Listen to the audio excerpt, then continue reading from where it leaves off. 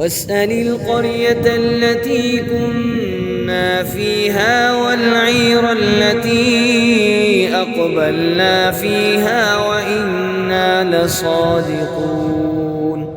قال بل سولت لكم أنفسكم أمرا فصبر جميل عسى الله أن يأتيني بهم جميعا إنه هو العليم الحكيم.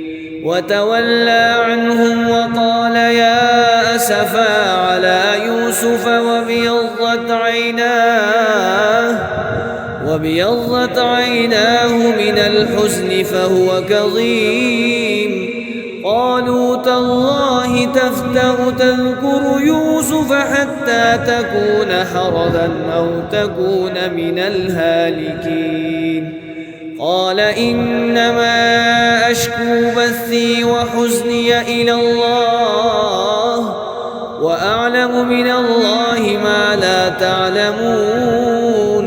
يا بني اذهبوا فتحسسوا من يوسف وأخيه ولا تيأسوا من روح الله إنه لا ييأس من روح الله إلا القوم الكافرون.